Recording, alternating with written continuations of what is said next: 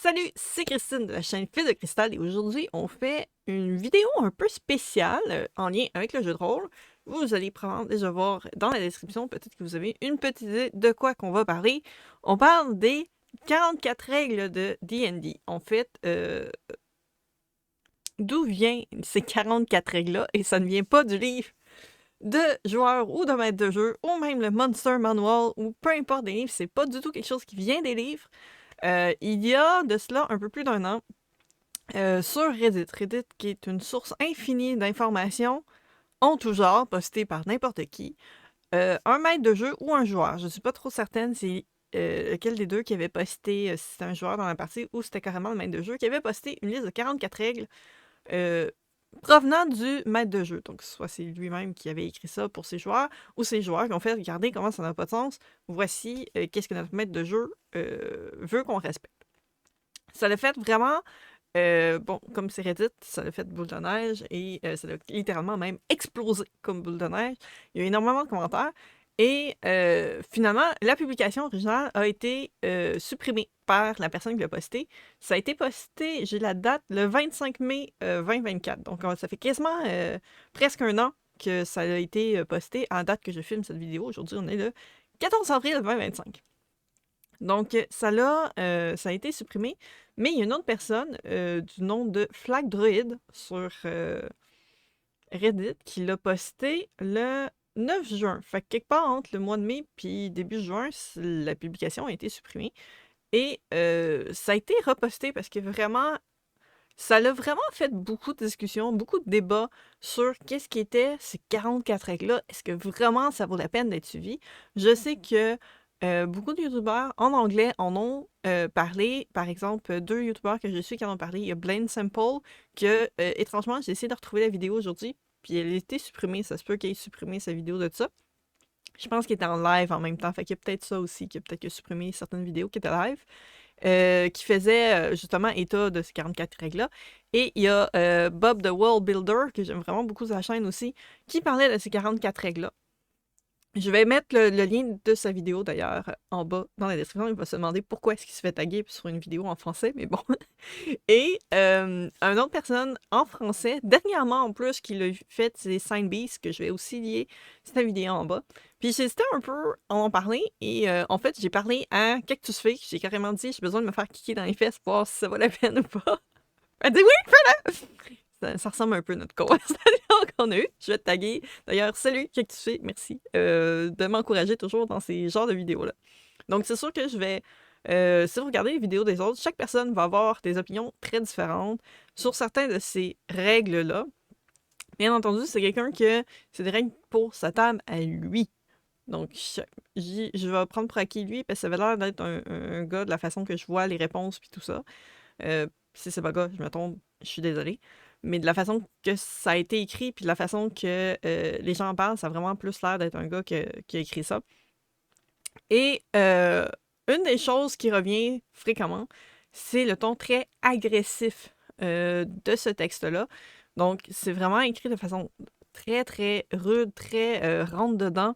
Puis c'est genre My way or the highway. Donc, c'est vraiment très, très. Donc, on va essayer de traiter ça de façon très large parce que je veux en profiter aussi pour parler un peu la toxicité qu'il peut y avoir aussi au milieu du jeu de rôle. Il y a certaines personnes qui vont prendre le jeu de rôle de façon extrêmement sérieuse, extrêmement très stricte. Faut vraiment, c'est pas un moment de jeu, littéralement pour eux, c'est quasiment rendu un travail. Donc, et ça peut. Tant mieux si c'est comme ça que toi tu te sens bien dedans, mais c'est pas nécessairement comme ça que tout le monde va vivre. Une des choses que je veux mettre en avant, c'est le fait que ce que des gens vont vouloir à leur table n'est pas nécessairement qu'est-ce que d'autres joueurs vont vouloir à leur table. Et c'est correct. C'est pour ça qu'il y a ce qu'on appelle les sessions zéro. Peut-être que je vais faire une vidéo sur les sessions zéro à un moment donné. Mais c'est là qui est important, c'est que c'est pas parce que quelque chose correspond à un groupe de gens ou à une certaine personne que ça va nécessairement, ça doit être la loi intégrale. Puis même en justice, les lois, il y a des variantes. Donc, faut des fois faire la part des choses. C'est important que s'il y a des choses que vous considérez qui sont immuables parce que c'est dans vos valeurs, c'est important d'en parler dès le début parce que ça se peut que pour d'autres personnes, ils s'en foutent. Il y en a qui vont s'en foutre, vont faire OK, on va le faire comme tu veux, il n'y a pas de trouble. Puis il y en a qui vont faire je m'en fous, puis je veux vraiment pas que ça soit de même. T'sais. Fait que, ou je m'en fous pas, puis je veux vraiment pas que ça soit de même. Fait que ça va faire des frictions autour de la table, puis il va y avoir un problème au niveau du plaisir. Puis le jeu, ça doit amener du plaisir. C'est vraiment ça qui est hyper important. Je tiens à dire que cette vidéo risque d'être extrêmement longue. J'ai aucune idée, j'ai l'impression. Je commence, puis je suis posée d'aller manger dans peut-être une demi-heure, une heure, puis probablement je vais dépasser. Sinon, écoutez ma vidéo en plusieurs parties. Je sais pas si je suis capable de faire des chapitres ou quoi que ce soit. Je vais essayer ça. Mais voilà. Donc, on va y aller avec les 44 règles de D&D.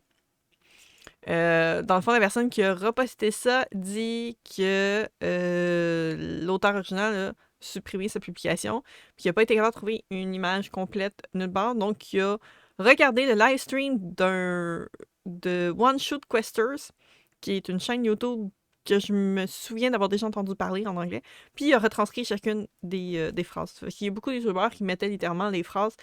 Probablement parce que ça ne me tente pas de faire beaucoup d'éditions, je vais juste copier-coller ces phrases-là en bas, que ça va être très long. Je vais vous mettre le lien de la publication que je me suis basée dessus dans la description. Ça va être plus simple comme ça. Puis, il dit que ça a besoin d'être archivé pour continuer la discussion et l'éducation. Puis, effectivement, je suis d'accord avec cette personne-là. Je pense que c'est vraiment un très bon point de départ. Puis, je pense que c'est le genre de truc. Il y a beaucoup de choses qui sont traitées là-dedans, puis qui font comme. Mais c'est parce que ça a du sens. C'est juste la façon que ça a été écrit, verbalisé, rendu à l'écrit. C'est là qu'on sent qu'il y a vraiment de frustration. Je pense que ce qui est arrivé, c'est qu'il y a eu de l'abus, que ce soit de la part des joueurs, du DM, des gens du moins autour de la table. Parce qu'on oublie parfois, mais le DM, c'est aussi un joueur. Il fait partie intégrante, c'est juste qu'il y a une tâche différente des joueurs qui sont des aventuriers, mais c'est aussi un joueur, puis lui aussi doit avoir du plaisir. Parce que pour vrai, à moins que ce soit quelqu'un qui soit payé, puis là, on rentre dans une autre catégorie, mais encore là, il doit être respecté, puis comme tous les autres joueurs autour de la table. Fait que je pense que ça, c'est une des problématiques qu'il y avait beaucoup là-dedans. C'est fait, la phrase ou la règle a beaucoup, beaucoup de sens, mais pas de la façon que ça a été formulé. Fait que je pense qu'il y a beaucoup de ça, puis j'aimerais ça qu'on en parle très respectueusement dans les commentaires. Si vous avez des avis, n'hésitez pas non plus à écrire en commentaire par rapport à vous. Comment est-ce que ce genre de règles serait apporté sur votre table? Puis moi, je vais donner des exemples aussi par rapport à certaines de ces règles-là. Comment est-ce que ça se déroulait autour des différentes tables que j'ai faites. Donc, je vais les lire en anglais, puis je vais refaire une traduction libre par la suite. Donc, la règle numéro 1. I'm timing turns. Mon anglais est pourri, je suis vraiment désolée. I don't give a fuck if it's unfair in your opinion because your spells are hard or you don't know what square to move to. You get 1 minute to know all the action you want to take or I skip your turns. Donc, ce qu'il dit simplement, c'est que les tours vont être chronométrés. Ils s'en foutent littéralement de l'opinion de la personne si la personne trouve que ses spells sont trop difficiles ou il ne sait pas où est-ce qu'il doit se déplacer. Il y a 1 minute pour faire ce qu'il doit faire, sinon ben, son tour est skippé. Bon, on va oublier. Hein. On va oublier le fait qu'il y a carrément des sacs. Il y a beaucoup, beaucoup de sacs dans tout le texte, mais bon. On sent que ça a été écrit sur la frustration, littéralement, juste par la première phrase. Ça me fait un peu penser au peut-être la problématique des tours de manège, comme dit François Letarte, JDR Détrompe, avec les initiatives. J'ai eu des parties où est-ce que nos tours étaient chronométrés. Puis je pense qu'on avait ça 1 minute ou 2 minutes, je me souviens plus exactement. C'est jamais arrivé qu'on a manqué de temps. Jamais arrivé. Puis oui, ça l'a aidé parce qu'on pouvait tendance à s'éparpiller. C'était pas nécessairement parce qu'on savait pas quoi faire ou qu'on oubliait que c'était notre tour. C'est juste que on élaborait trop, on essayait de faire trop de choses dans notre tour, puis des fois, on embarquait sur d'autres affaires ou sur les tours des autres. Fait que ça l'a permis de mieux centrer. Puis honnêtement, on n'a jamais manqué de temps, on n'a jamais... puis ça nous empêchait pas de rire ou quoi que ce soit. Ça dépend, je pense, beaucoup des tables autour, si c'est des gens qui ont tendance à beaucoup trop parler, ou des gens qui ça, ont tendance à prendre, je sais pas, qui sont pas attentifs, peut-être. Après, ça dépend beaucoup, je pense, des types de jeux de rôle. Là, c'est sûr que dans ce cas-ci, on sait que c'était des joueurs de Donjons et Dragons. Il y a d'autres jeux dans le même principe. Par exemple, Pathfinder aussi, qui a le même principe. Mais je pense que ça peut s'appliquer à différents tours, je pense, à différents jeux de rôle. Je pense que ça, c'est vraiment une question de parler avec les joueurs. Si il y a dans certains jeux, puis je sais que ça, c'est quelque chose que j'ai vu soulever dans plusieurs youtubeurs, où est-ce qu'il y a des joueurs, ils savent juste pas quoi faire à leur tour, puis ils se demandent par rapport à leurs possibilités, qu'est-ce qu'ils ont sur leur feuille de personnage. Puis il y a certains jeux de rôle, les feuilles de personnages sont très détaillées, il y a beaucoup, beaucoup de choses, puis je pense que c'est pire quand tu commences haut niveau, parce que je sais qu'il y en a, ils vont commencer des personnages niveau 3, niveau 5, niveau 10 pour faire des tests, mais qui ont pas appris le level up. Tu sais, quand tu commences niveau 1, t'as pas mal moins de choses à savoir. Fait que, techniquement, t'as le temps d'apprendre qu'est-ce que tu sais déjà avant d'en rajouter. Puis après, ben, t'as juste à qu'est-ce que tu rajoutes pour savoir. Puis il y a des fois, il y a certaines personnes qui vont pas nécessairement avoir des visualisations, qui seront pas capables de voir exactement. C'est pas tout le monde qui joue, par exemple, avec des maps ou avec des figurines, mais c'est pas tout le monde qui va être capable de visualiser qu'est-ce qui se passe. Moi, je sais que je vais avoir beaucoup de réflexes. Est-ce que je peux faire telle chose? J'aimerais ça faire telle chose. Est-ce que je suis capable de le faire? Pour certains DM, ça va être épouvantable. Genre, ils vont faire comme, ben, t'as juste à checker ta feuille de perso si ton personnage le fait, t'sais. Puis pour d'autres DM, vont dire comme, ben oui, t'es capable de le faire, fais-moi tel truc, tu sais, ça va vraiment dépendre. Puis je sais que moi, j'ai une visualisation à chier. Fait que j'ai besoin un peu du support, surtout si j'ai pas de map, si j'ai pas de figurine, si j'ai pas un support quelconque, même un petit dessin, quelque chose pour m'aider à me repérer. Des fois, je vais demander ça. Puis ça peut être des fois un autre joueur qui va m'aider là-dessus. Ça fait partie de ma personnalité. Est-ce que ça va faire en sorte que je sais pas qu'est-ce que mon personnage fait? Pas nécessairement. Des fois, ça va être juste, selon la circonstance, j'aimerais ça faire tel truc, est-ce que ça marcherait de faire tel truc? T'sais? Puis c'est pas nécessairement est-ce que c'est intelligent ou pas de faire tel truc. Et je pense que je sais de pas lancer une boule de feu dans une librairie, là, par exemple. Mais c'est vraiment plus, j'ai-tu la capacité de faire ça en ce moment, selon les circonstances? T'sais, c'est pas une question est-ce que j'ai l'espèce là, quoi que ce soit. C'est comme, je veux réussir, mettons, à me rendre à telle place. Est-ce que j'ai de quoi dans mon chemin? Est-ce que je suis capable de me rendre en ligne directe? Est-ce que ça a une pénalité? Parce que des fois, c'est des genres de choses que tu t'en rends pas compte parce que t'es physiquement pas sur place. T'es pas. C'est pas. Oui, tu joues un bonhomme, mais c'est pas comme du théâtre où est-ce que tu vois tes autres acteurs autour de toi. Ou du grandeur nature que tu vois les autres acteurs, les autres joueurs autour de toi. T'es autour d'une table. Fait que tu sais peut-être pas que t'as quelqu'un qui est collé sur toi, surtout si t'as pas de figurine. T'sais. Fait que c'est le genre de choses que des fois ça peut valoir la peine. D'où pourquoi. Puis je pense que ça va être qu'est-ce qui va être la réponse des 44 questions, c'est la communication est importante. Donc, je pense pas que ce soit mauvais de chronométrer les tours. Je pense que c'est quelque chose qui peut s'entendre très bien avec les autres joueurs autour de la table. Puis ça, c'est dès le départ. C'est toutes des choses qui doivent être dès le départ. La question 2. Donc, la règle 2. If you want harder fights, bring a second character sheet and expect to twiddle your thumbs when you die. I'm not going to baby anyone. Cela, je comprends pas trop dans quel sens qu'il veut dire. Fait que dans le fond, il dit si vous voulez des combats difficiles, d'emmener un deuxième personnage, donc une deuxième feuille de perso, puis de se tourner les pouces quand ton personnage meurt. Mais ça prend pour acquis que t'as déjà un autre personnage de près, puis ça, c'est déjà arrivé. J'ai déjà eu des parties où est-ce que, oui, il y a des joueurs qui sont décédés dans la partie, puis qu'il y avait déjà une autre fiche, parce qu'il y en a qui se créent des fiches à l'infini. Mais c'est comme on dirait qu'il prend pour acquis, le maître de jeu prend pour acquis que, ben oui, ton personnage est mort, même si t'as un deuxième. Emmène un deuxième fiche de personnage, mais je ferai pas rentrer ton deuxième personnage. Mais. Fait que dans le fond, tu veux pas que tes joueurs jouent. Littéralement. Ça peut arriver, tes personnages, ils meurent, que ce soit parce que le combat était trop difficile pour qu'il aurait dû s'en aller, ou que ça arrive des tea parties. Ça arrive accidentellement. Ça m'est déjà arrivé dans un groupe où est-ce que, ben, malheureusement, on était de niveau, on était entièrement de niveau, on a juste eu des très mauvais jets, puis on est tous morts, puis même le maître de jeu était comme triste parce qu'il était comme, c'est pas supposé arriver. Lui, il a eu des très bons jets, et l'entièreté des aventuriers, la chance, c'était littéralement pas du bord de personne d'entre nous, fait qu'on s'est ramassé avec un tea party. On venait de créer ça venait de partir, genre. Ça faisait, genre, c'était le premier combat. Fait que, ouais, ça a été comme un peu étrange. C'est des choses qui arrivent, t'sais. Mais de là, hein, tu sais, c'est arrivé qu'on a eu des personnages des joueurs qui ont dû changer de personnage au cours de la partie, puis ben oui, peut-être pas pendant le combat, ça je peux le comprendre, mais pas longtemps après pour éviter, ou même s'ils voyaient que le combat s'étirait beaucoup trop loin, ils s'arrangeaient pour que l'autre personnage puisse arriver, puis tout d'un coup, on a un allié qui arrive. C'est le genre de choses qui arrivent dans des films ou dans des livres, des histoires, que ben tout d'un coup, on a un allié inattendu qui vient nous aider. Ça marche, surtout si le joueur a déjà sa fiche de perso. Moi, je me souviens même qu'il y en a un, il avait créé sa fiche de perso pendant la fin du combat, puis à la fin du combat, on l'a trouvé dans un baril. Voilà. Il fêtait pour aller dans un baril, mais ça... Mec, je trouve ça un peu dommage qu'il s'attend à ce que les joueurs, dans le fond, c'est arrangé à ce que tes joueurs aient pas de plaisir puis qu'ils ne jouent pas.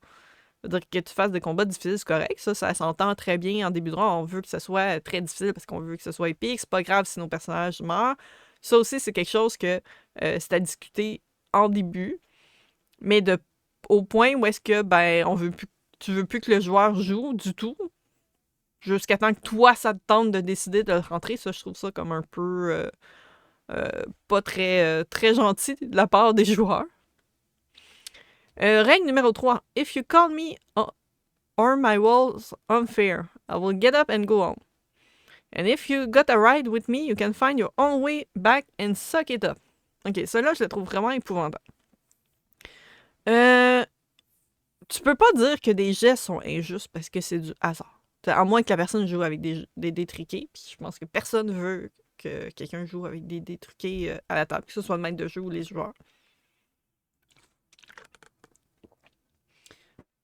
C'est sûr que là, on y va. Tu sais, ça peut arriver qu'en blague, on dit « Ah, c'est pas juste », tu sais. Ça arrive des fois des situations qui sont pas justes. Puis la vie est pas juste. De là au point que tu vas te lever, puis t'en aller chez vous, ça, c'est un enfant de 3 ans qui fait ça. Ma fille de 3 ans, hein, quand il y a quelque chose qui va pas, elle se lève, elle chigne, puis elle s'en va s'enfermer dans sa chambre. Je veux dire, c'est comme un adolescent. C'est le teen tree, là, c'est vraiment la même chose. Puis, si en plus, genre, t'as fait le trajet avec quelqu'un... Moi, c'est le genre de choses qui ferait en sorte que t'es pas l'ami de personne, finalement. Tu veux être sûr que personne est ton ami. Puis, c'est correct, c'est pas tous les amis que tu as dans ta vie avec qui tu vas t'entendre pour jouer à du jeu de rôle et vice-versa. Ça se peut qu'il y ait des gens que tu vas t'entendre très bien pour faire du jeu de rôle, mais que tu ne seras pas nécessairement ami avec eux dans la vie de tous les jours. Mettons que c'est peut-être le seul point commun que vous avez dans votre vie, c'est le jeu de rôle. Puis c'est correct, t'sais. Mais là, au point de genre laisser abandonner littéralement quelqu'un, puis tu sais, je me dis, d'un coup que c'est l'inverse, d'un coup que c'est lui qui est supposé être le lift d'un autre, qu'un autre est son lift, tu sais, c'est quoi, tu vas te caler un taxi? Donc ouais, ça c'est vraiment quelqu'un qui s'arrange parce que ça l'a tellement fait chier. Moi, je dirais, il faut qu'il arrête le jeu de rôle. Pour vrai, il faut qu'il prenne une pause. Parce que c'est pas sain du tout pour lui. Je l'enverrai en thérapie. J'enverrai l'entièreté de la planète en thérapie, mais lui, clairement, il en a besoin d'une. La règle numéro 4. I'm going to take your character's loot away as regularly as you want it given out. Rule 3 will apply here. Bon, il va vraiment faire référence souvent au fait que si tu dis qu'il est pas juste, il s'en va. C'est clairement qu'est-ce qu'un enfant ferait. C'est sûr, j'ai aucune idée de l'âge de la personne qui a écrit ça. Fait que ça peut être un adolescent aussi. Mais j'ai un peu un doute. Fait qu'il va prendre, dans le fond, il va s'arranger pour enlever l'inventaire des personnages à la même vitesse que ça le reçoit. Je peux comprendre que tes personnages peuvent se faire voler, mettons, qu'ils s'en vont dans une taverne, quoi que ce soit, qu'ils se font voler de l'or, s'ils sont pas vigilants, quoi que ce soit. Ok, ouais, ça peut arriver. Mais que juste, tout d'un coup, t'as perdu ton épée que tu tiens tout le temps. Tu sais, il précise pas quel genre de loot qui enlève. Est-ce que c'est juste les pièces d'or que... Tu sais, je pourrais comprendre que c'est pas toutes les parties que tu veux faire du micromanagement, puis gérer, ok, je dépense tant de pièces d'or en taverne pour le coucher, puis le dodo, puis on va dépenser tant de pièces d'or pour l'inventaire qu'on s'achète pour en potions, puis en rations, puis ces affaires-là. Je peux comprendre, puis ça pourrait dire, regarde, vous êtes en ville, enlevez-vous tant de votre inventaire, ben, c'est qu'est-ce que vous avez dépensé pour acheter C'est le truc de base. Puis ça, à la limite, c'est correct. Mais la façon qu'il s'est dit, c'est vraiment genre, ben, vous allez recevoir 3-4 items magiques, ben, vous allez aussi perdre 3-4 items magiques. C'est comme ça que c'est rédigé. Ce que je trouve un peu weird, parce que généralement, tu perds pas ton stock si facilement que ça, tu sais. Puis je veux dire, je pense pas que te faire voler des pièces d'or, des pierres précieuses, oui, c'est quelque chose qui peut arriver en ville. C'est un peu plus difficile en plein milieu d'un donjon. Je veux dire, je pense pas que le gobelin va juste arriver, te voler 2-3 pièces puis se pousser. Je pense que le gobelin va plus essayer de te tuer, par exemple. Ou en pleine forêt, tu sais, c'est comme... Tu te promènes sur la route, oui, tu pourrais te faire arrêter par des brigands, mais je pense que ce serait beaucoup plus intéressant de, justement, jouer la scène que tu te fais arrêter par les brigands, puis essayer de voir qu'est-ce qu'ils vont faire. Est-ce qu'ils vont donner volontairement de la marchandise pour payer le passage pour s'en aller, ou ils vont essayer de les combattre? Je pense que ça peut être très intéressant, même si c'est des aventuriers de haut niveau. T'sais. On s'entend que plus ils sont haut niveau, plus ils ont de la riche. Fait que oui, plus il y a de chances qu'ils se fassent interrompre par des brigands sur la route. Donc, je pense que, tu sais, c'est ça. De la façon que c'est rédigé, je pense que soit il manque beaucoup de détails sur qu'est-ce qu'il veut dire par le loot, ou si c'est vraiment free for all, puis là, je trouve que c'est comme un peu mal emmené. Ça peut pas juste disparaître. Faut que tu peux te permettre, en tant que maître de jeu, de justifier ça beaucoup plus facilement. T'sais. Règle numéro 5. If you don't act out any of your persuasion or intimidation or any social check you fail before you even roll, you fail immediately because you aren't even trying and you're making the game lame for everyone else. Donc, ce qu'il dit, c'est si tu ne joues pas dans le sens role-player, donc dans le sens de vraiment acter tous tes jets d'intimidation, de persuasion ou n'importe quel jet social, tu échoues automatique. Tu n'as pas besoin de lancer un dé, tu échoues automatique parce que tu n'es même pas en train d'essayer de faire ça.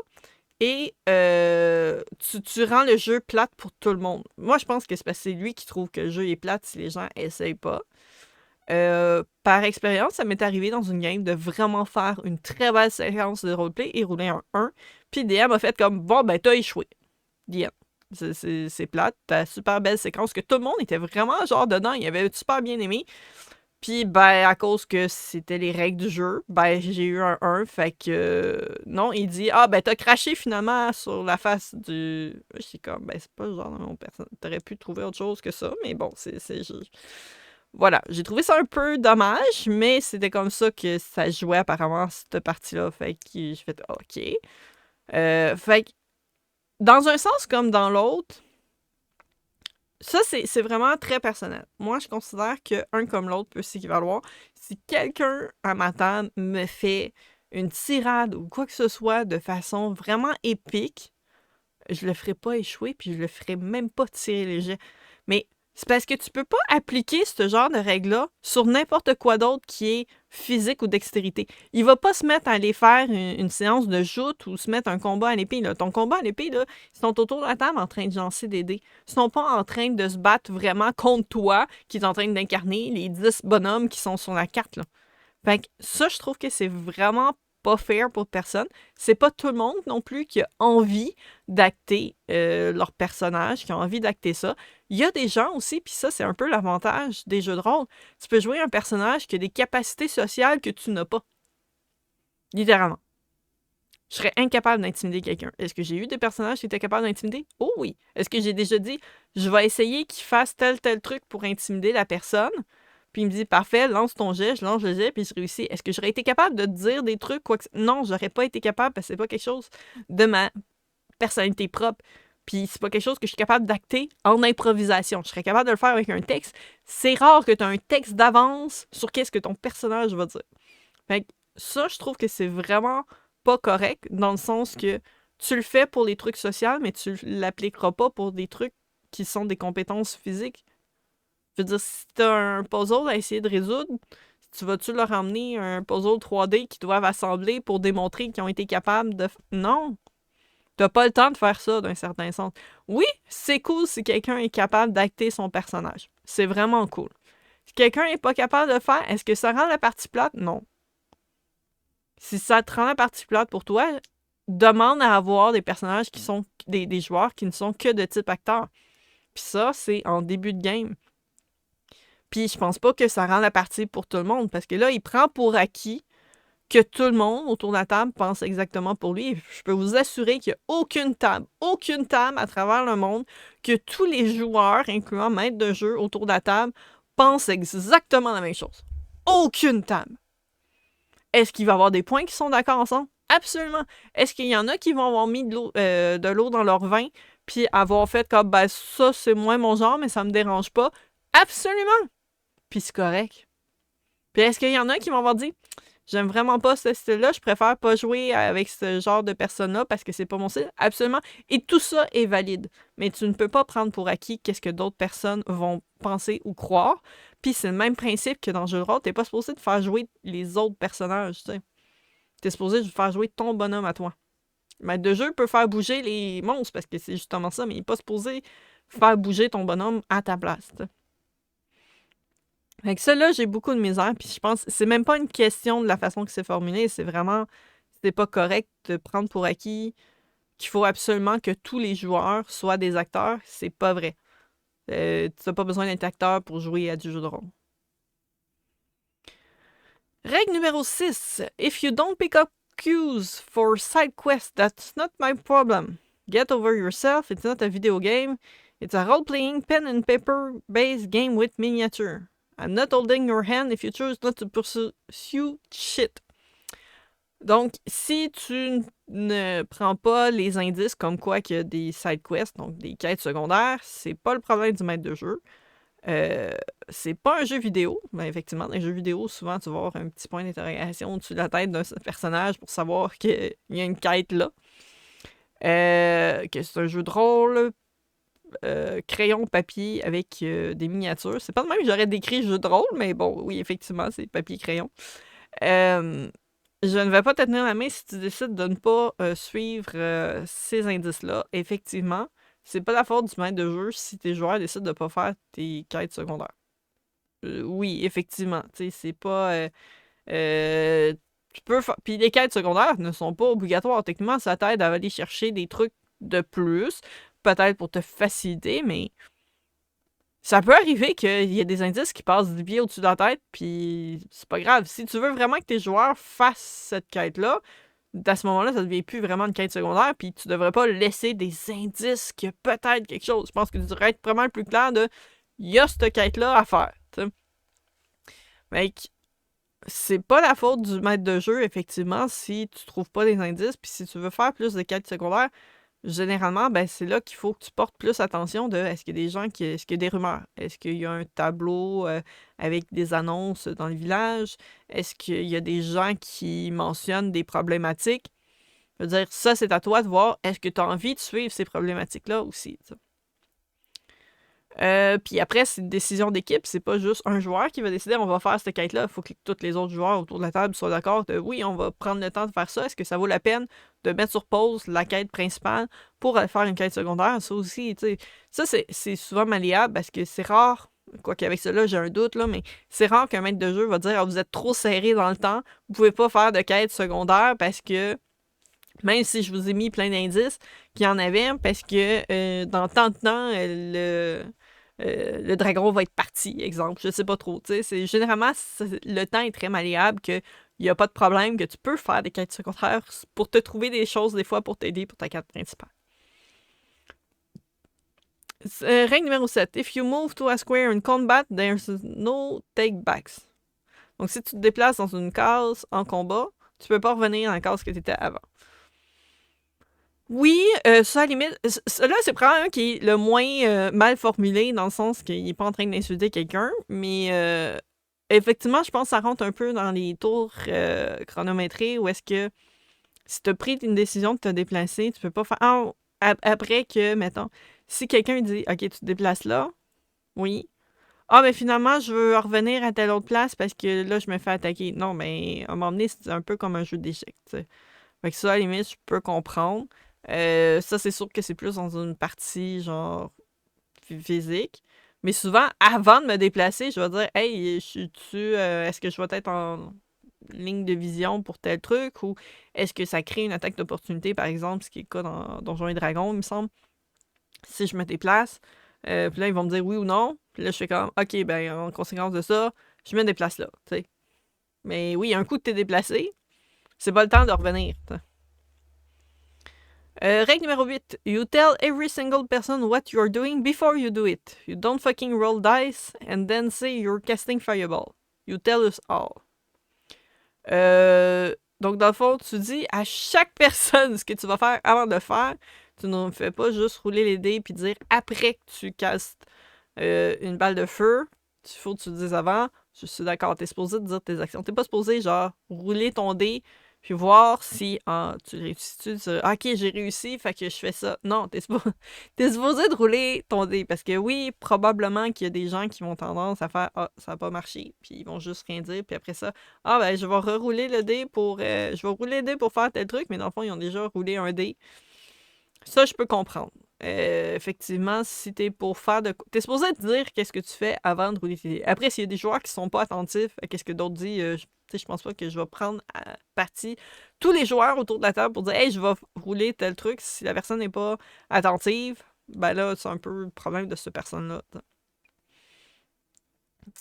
Règle numéro 9. I will give out exhaustion more frequently. If you argue, go home, or you can fight me over it.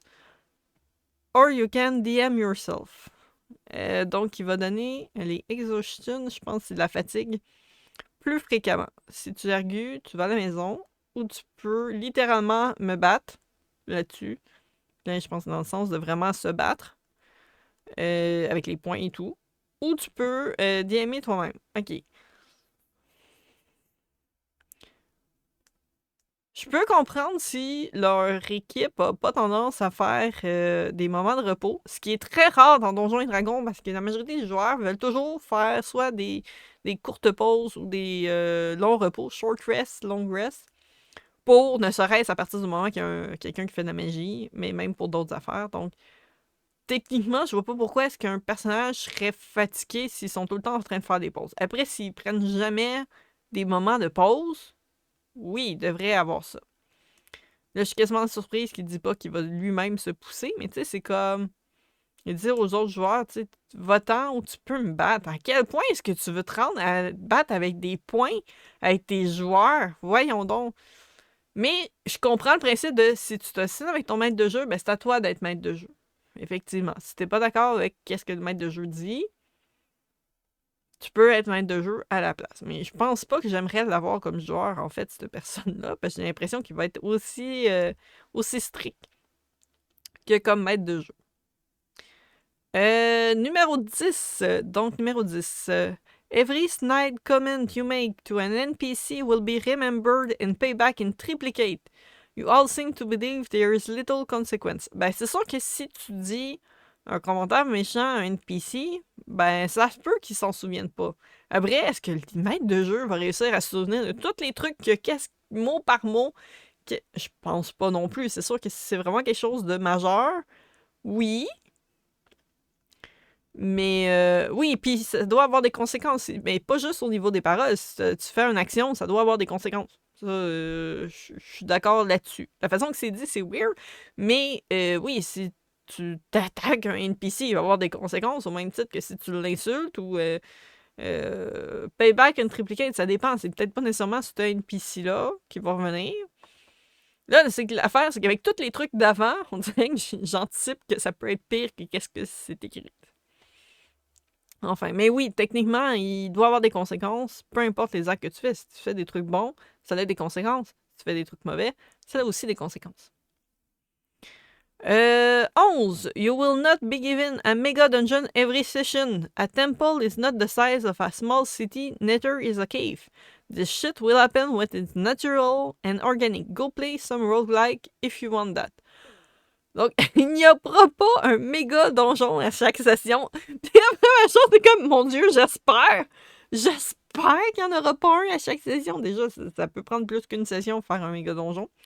Un temple n'est pas la dimension d'une petite cité. Effectivement, un temple, c'est très, très petit.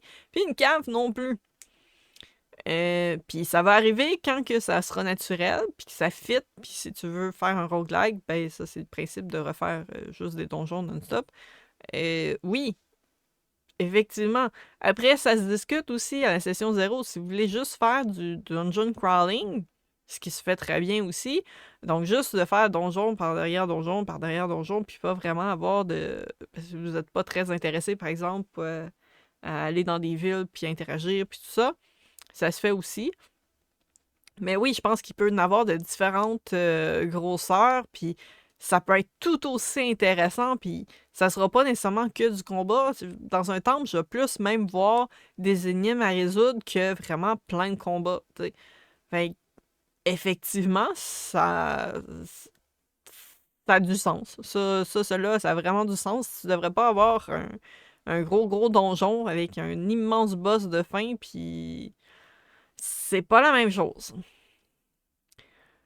12. The travel portion is done. You wanna travel, continue doing literally whatever you want, whenever you want. Whatever you want, whenever you want. Go play World of Warcraft or play D&D with AI. Ok, fait que lui, dans le fond, puis ça, c'est le genre de choses qui, encore là, à la session 0, il veut plus faire la session où est-ce que les personnages se déplacent. Donc, c'est plus acté. C'est genre, bon, vous êtes déplacé de telle place à telle place, the end. Fait que tu veux... C'est pas un bac à sable, finalement, comme ça, de monde que lui fait. C'est correct aussi. Il n'y a aucun problème avec ça. Ça se discute très bien. C'est pas non plus tous les joueurs qui ont nécessairement envie de savoir. Moi, j'ai eu des parties où est-ce que, ben, je pense justement à Dungeon World, qu'on se déplace d'une place à l'autre, ben, on fait des jets de dés juste pour voir s'il y a quelque chose qui arrive. S'il y a quoi qui arrive, on le fait. S'il y a rien qui arrive, puis souvent ces derniers temps, il y a rien qui arrive, c'est tout. DN, on s'est rendu, tout est bien. On a dépensé une ration parce qu'on a mangé, puis ça a pris tant de temps. Et voilà, DN. Fait que ça, c'est correct aussi. Je pense pas que tu as besoin de jouer avec 100% de tous les moments de déplacement, parce qu'à un moment donné, soit ils sont à cheval ou sont en une carrosse. Est-ce qu'il y a des joueurs qui veulent faire un peu de blabla entre eux, qui veulent faire un peu d'RP entre eux? À la limite, ça peut être cool. Je pense que... je sais que quand on jouait en virtuel avec un de mes groupes d'amis, que ça arrivait, on avait des discussions sur le side en même temps, qui était la conversation que deux personnages avaient pendant un déplacement ou pendant un arrêt à un camp autour du feu. Sans déranger tout le groupe non plus. Fait que ça, c'était un avantage que ça avait. Versus en présentiel, c'est plus difficile de faire cette situation-là. 13. If you're late with no good reason, I'm going to half your character's hit point for the entire session. Donc, si tu es en retard pour aucune bonne raison, là, c'est parce qu'il mentionne pas de bonne raison, mais j'ai l'impression qu'à ses yeux, il n'y en a peut-être pas des vraiment bonnes. Je vais diminuer la moitié de tes points de vie de ton personnage pour toute la session. Il dit pas s'il y a moyen que le personnage se guérisse dans la journée. Je sais pas si c'est le top hit point. J'en ai un peu l'impression. Je sais pas trop quoi faire avec ça. En fait, si je prends pour... en ce moment, ça arrive régulièrement dans la partie que j'ai avec Dungeon World, que j'écris au groupe, puis je leur dis, je vais être là dans 5 minutes. Parce que ma fille se couche pas. Ma fille, elle s'endort pas, elle se couche pas. Puis que ça fait genre une demi-heure que j'essaye qu'elle se couche puis qu'elle dort. Puis que moi puis son père, on se relaie. Puis à un moment donné, c'est comme... Elle se relève, puis là, elle veut boire, puis là, elle veut faire pipi. Puis là, on est comme en transition, fait qu'on veut pas l'empêcher de faire pipi. Il faut qu'elle le fasse. Fait que c'est toutes des choses, puis j'ai un groupe extraordinaire qui comprennent entièrement qu'il n'y a aucun souci avec ça. Puis, je pense que c'est même mon DM qui m'a dit à m'emmener, t'es une bonne maman, Christine, t'as pas à t'inquiéter, tu sais. Puis, ils sont extrêmement respectueux. Ils ont arrangé l'horaire aussi, parce qu'on commence quand même plus tard pour que je puisse essayer de coucher ma fille. La majorité du temps, par contre, je suis quand même capable de me rendre à l'heure. Mais ça arrive des fois que je dépasse de 5 minutes, juste le temps que, ben, elle est couchée, mais genre à la minute pile que la partie commence. Fait que le temps que, ben, que j'aille moi-même aux toilettes, ou que je me prenne de quoi à boire, puis que je descende à l'ordinateur, que je m'installe avec mes écouteurs, puis que je parte que j'ouvre Roll20 parce que c'est pas ouvert, parce que je m'occupais de ma fille depuis plusieurs heures avant ça. Fait que c'est le genre de choses que, ben oui, ça peut s'adapter. Après, si c'est des gens qui se déplacent, qu'il y a du trafic, qu'il y a des tempêtes de neige ou un ouragan, quoique s'il y a un ouragan, je suggérerais d'annuler la partie à ce moment-là, ou même une tempête de neige, par sécurité, pour pas... Fait que je sais pas qu'est-ce qu'il veut dire par pas une bonne raison. J'ai un peu le feeling que pour lui, il y a pas grand-chose qui est pas une bonne raison. Diminuer la moitié de points de vie des personnages, ben c'est parce tu sais, à la limite, quelqu'un que ça serait répétitif, qui est toujours en retard, que c'est pas vraiment valable, à la limite, ça serait plus un... Premièrement, une discussion. Est-ce que tu voudrais qu'on déplace la partie? Peut-être que le temps est pas bon, peut-être que cette personne-là aurait besoin que ça commence un peu plus tard, pour X, Y raison. Puis ça pourrait être juste, on la commence une demi-heure plus tard, mais arrivez sitôt que vous pouvez, genre arriver d'avance. Comme ça donne le temps aussi au monde de pouvoir se jaser, se parler de leur semaine, ou surtout quand c'est des gens qui c'est des bons amis, qui se parlent beaucoup entre eux, je pense que ça, c'est quelque chose qui peut vraiment valoir la peine. Voilà. Mais je pense pas que diminuer les points de vie d'un personnage, pour vrai, c'est... Je trouve ça un petit peu très, très enfantin comme réaction. 14. If you don't show up for no good reason, and that will be determined by me alone. If no one else has the guts to say shit for fear of upsetting one another the first time, you will find yourself losing either a wall level or up to 3 major items of your own. Vraiment, il doit y avoir beaucoup d'items. The second time you do it in a row, you'll be removed from the chat and the group full stop. I have no fucking time for people to not show up. Ok, fait que dans le fond, si tu te présentes juste pas sans bonne raison, puis que ça, encore là, puis ça revient justement, c'est lui qui détermine si c'est une bonne raison ou pas. La première fois, ben, tu vas soit perdre un niveau ou jusqu'à 3 items majeurs que tu possèdes. Encore là, je sais pas comment tu peux justifier ça in-game, mais bon. Puis la deuxième fois que tu le fais de suite, tu vas être enlevé du chat. Fait que j'ai un peu l'impression qu'il joue en virtuel. Puis, et le groupe va juste arrêter. Fait que je sais pas s'il veut dire que la partie au complet arrête ou c'est juste toi qui es plus dans le groupe. Ok, ça revient un peu avec l'autre. Oui, si quelqu'un se fait juste pas se présenter, en vrai, moi, comme c'est tous des amis ou quoi que ce soit, on va juste s'inquiéter.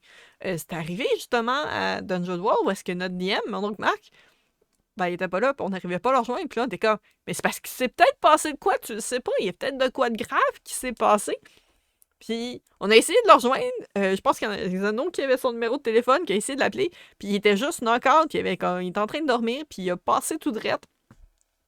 Puis il s'est excusé genre 1000 fois. Bon, t'es comme, mais non, mais c'est correct, on est juste content que t'aies rien de grave.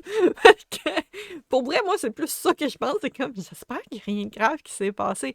Mais si c'est juste quelqu'un, ça me tentait pas, puis qu'il a comme pas avisé non plus, non, au minimum, avise, puis le plus tôt possible si tu peux pas te présenter. Puis des fois, c'est juste trop fatigué. Moi, ça m'est arrivé d'annuler des parties parce que ça faisait 4 jours que ma fille dormait pas, donc forcément, moi non plus. Mais j'étais comme, je suis désolée, puis finalement, à l'heure que la game partait, j'étais couché dans mon lit, puis j'étais en train de dormir, tu sais. Fait que ça peut arriver des situations comme ça, mais avise le plus tôt possible, tu sais.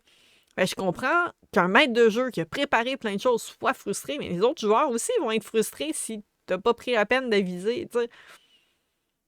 Fait que, oui, puis si c'est quelqu'un qui fait ça de façon répétée, de pas se pointer, puis pas aviser, oui, effectivement, faut l'enlever du groupe parce que ça démontre que soit il est pas intéressé du tout à la partie, ou qu'il y a un manque de respect. Tu sais, je peux comprendre d'aviser s'il y a de quoi, mais c'est ça. C'est ça, effectivement, je comprends que c'est frustrant.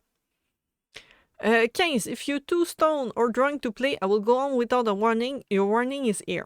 Bon, ça revient un peu beaucoup à, tu sais, ton avertissement est ici. J'ai un peu l'impression que c'est un peu le cas. Ceci sera le seul avertissement que vous aurez pour l'entièreté des règles. Donc, si t'es trop drogué ou alcoolisé pour jouer, lui, il va juste se pousser. Effectivement, pour vrai, si t'es dans un état qui est pas jouable, mais tu sais, t'es pas là, mais c'est même pas juste une question de drogue ou une question d'être sous, même si t'es trop fatigué puis t'es juste pas là. On a déjà joué avec un narcoleptique, mais ça, c'était un problème qu'il y avait, puis oui, on savait qu'à un moment donné, ça faisait un bout qu'on n'entendait pas. Puis qu'il y en a un de nous autres qui l'appelait. Là, il revenait. C'est quelque chose qui arrivait. Il y avait des gros problèmes au niveau de son sommeil. Mais tu sais, on le savait, puis on a décidé, c'est correct, on va s'arranger, puis on va arranger de façon à pouvoir te réveiller si jamais il y a de quoi. T'sais. Fait que, je sais pas si c'était narcoleptique ou autre chose, mais c'est ça, il s'endormait pendant la partie, littéralement.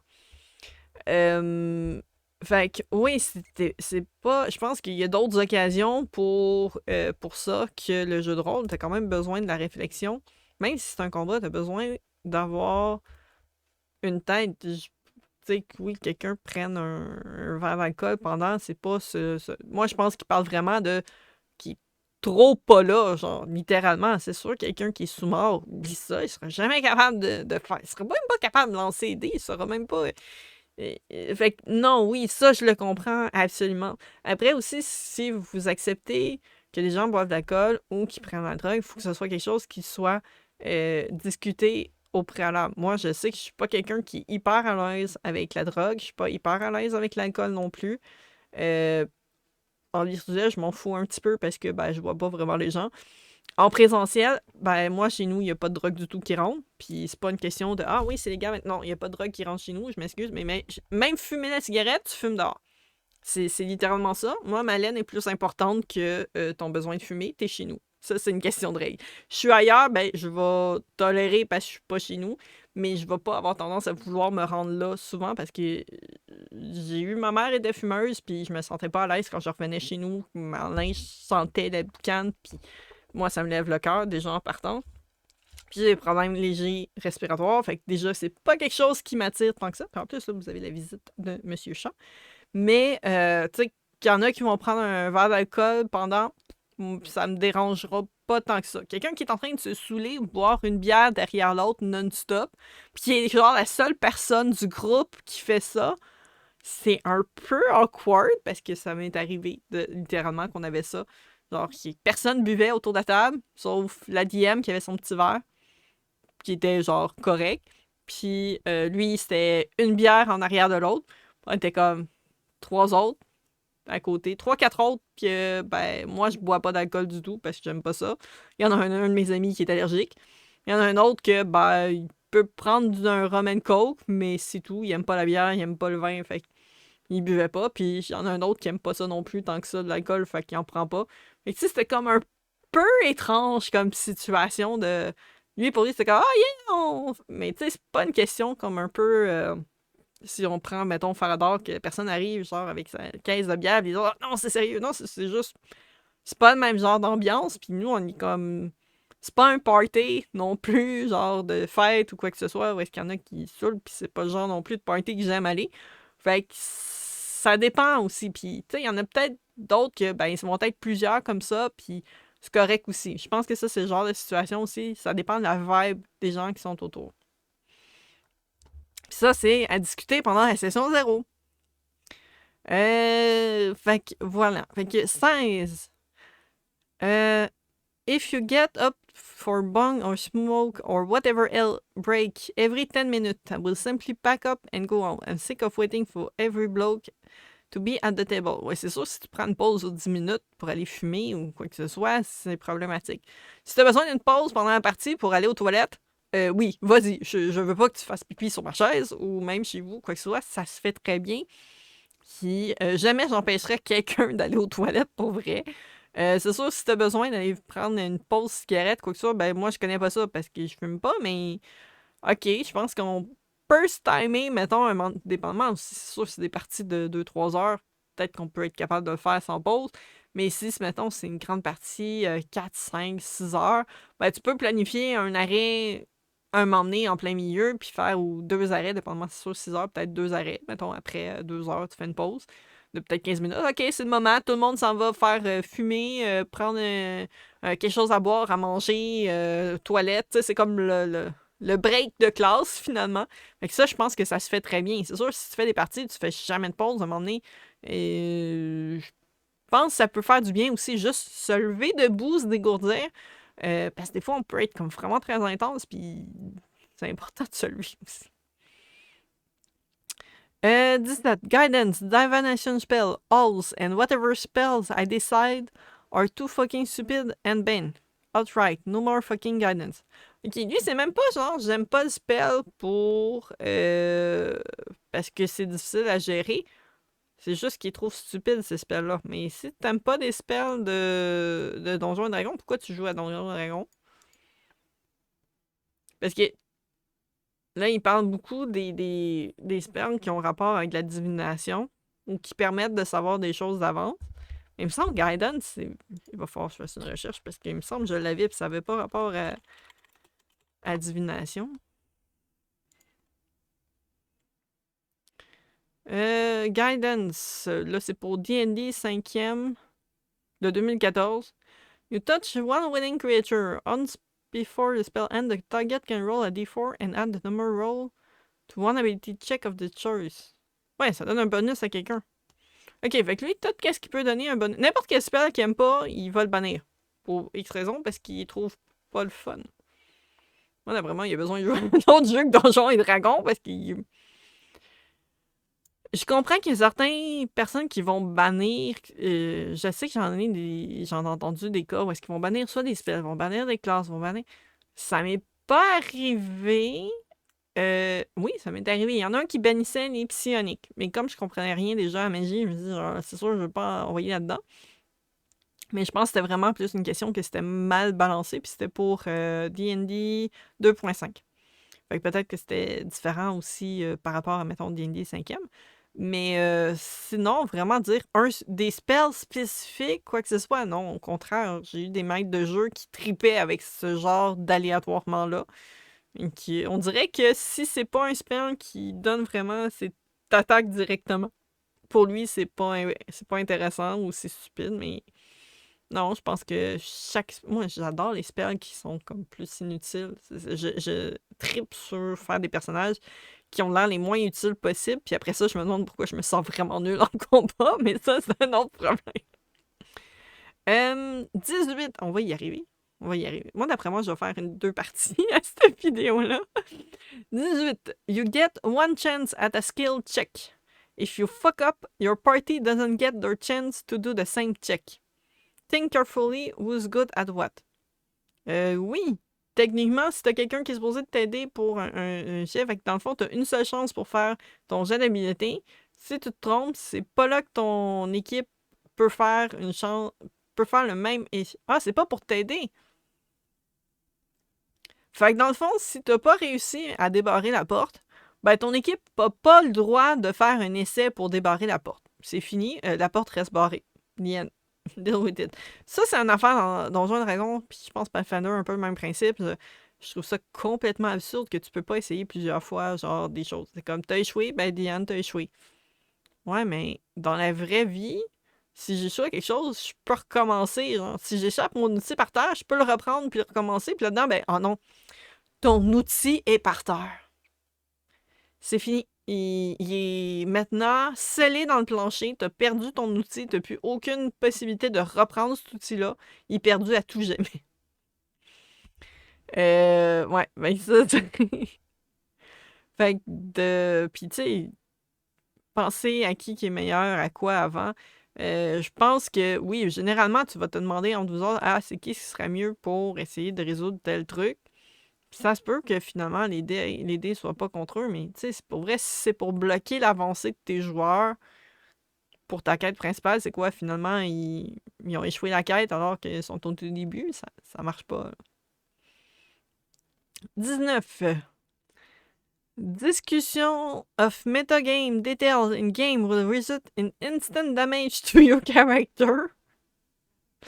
Ok, fait que si tu parles de détails méta-jeu pendant le jeu, ça va résulter. T'as genre la main divine de Dieu qui vient te poker puis qui te fait un bleu sur l'épaule. C'est un peu dur aussi qu'est-ce qui est méta puis qu'est-ce qui est pas méta. Puis oui, il y a des discussions qui sont méta autour de la table. Je pense que ça dépend de beaucoup, beaucoup de choses. Puis c'est parce que ça se contredit sur beaucoup de choses. Parce que c'est comme, faudrait que tu saches d'avance. Si, mettons, je prends juste la question d'avance, faudrait que tu saches tous les autres joueurs à quoi qui sont bons. Parce que t'aurais pas le droit de demander c'est qui serait bon pour ça parce que ça devient du méta-jeu. Genre, de parler de ses skills. Enfin. Je pense qu'il y a une différence aussi. Ça dépend du genre de détail, de méta, tu sais. Mais tu sais, c'est ça. Je pense que la façon que c'est discuté, de là à donner des dommages aux personnages, ça a comme. Ça a apparu d'où? Qu'est-ce qui s'est passé? Je me suis cogné un orteil sur une roche, puis je me suis enfargé, puis mon genou saigne? Je sais pas. Numéro 20. Role lowering fellow players is encouraged. Actually, ing me will just result in me telling you to fuck off. Fait qu'il encourage les autres joueurs à donner les règles entre eux. Fait que si, mettons, t'as pas suivi une bonne règle, un autre joueur peut te dire c'est pas la bonne règle. Sauf que tu peux pas le faire au maître de jeu. OK. Un maître de jeu peut effectivement changer des règles, puis c'est correct, c'est un peu le but du maître de jeu, faire comme, ben, cette règle-là, dans le jeu, je veux l'adapter pour ma partie, puis c'est correct.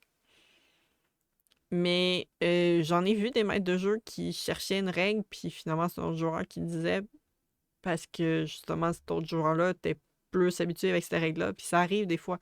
Fait que je pense. C'est un peu. Le maître de jeu, il est pas au-dessus de tout. Il est au-dessus de son univers, je suis d'accord là-dessus, mais il est pas au-dessus du jeu. Il y a ça qui rentre un petit peu en ligne de compte. You roll your dice within view of two players who aren't you standard. You roll them neatly and you roll them on the table. Failing to do these three things will autofill whatever roll you did. Arguing that you actually roll valid when you clearly didn't is an automatic critical fail. OK. Fait que tu roules ton dé, faut qu'il soit vu par au moins deux autres joueurs qui sont pas toi. Ça c'est correct. Fait qu'il faut qu'il y ait au moins trois personnes, dont toi, qui a vu le jet du dé. Faut que tu le roules bien, puis tu le roules sur la table. Parce que jusqu'à présent, il est bien. Moi, j'aime bien utiliser des plateaux parce que ça évite que justement que le dé roule par terre. Fait que si tu réussis pas à faire ces trois choses, donc de bien de le rouler sur la table, puis qu'il y a au moins deux autres joueurs qui ont vu ton roulement, tu automatiquement échoues. Puis essayer d'argumenter que t'as bien roulé va faire un crit fail automatique. Donc un échec critique automatique. Ouais, d'un certain sens, t'es pas supposé rouler tout seul dans ton coin, mais ça revient un peu à un autre truc qu'il avait dit un peu plus tôt, fait ouais. Instant death trap and mechanic are coming into place. Ça, c'est la règle numéro 22. Instant death traps and mechanics are coming into place. If you call these things unfair moving forward, I will laugh at you and tell you to fuck off and cry some more.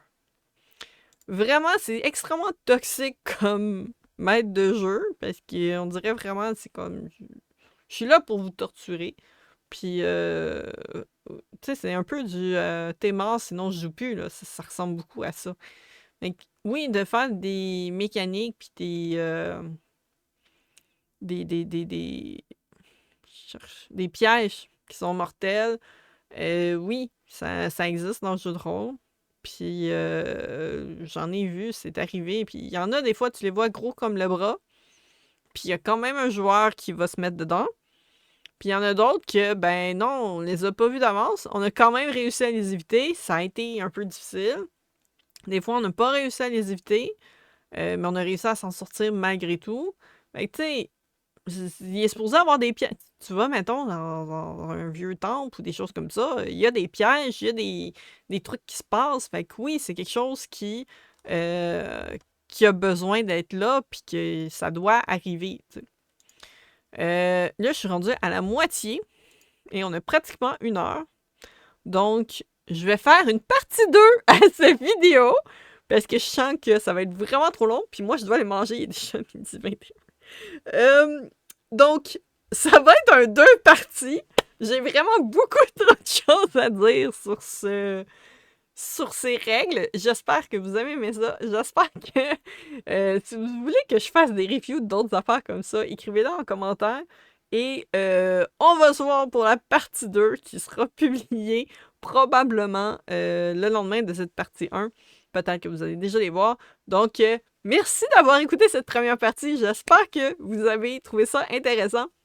Des bisous, prenez soin de vous. Et comme je dis, la communication est ce qu'il y a de plus important autour de la table. Donc, n'hésitez pas à parler avec tous les joueurs et maître de jeu inclus, parce que le maître de jeu est également un joueur autour de la table. Tout le monde doit avoir du plaisir, c'est surtout ça qui est important. À la prochaine!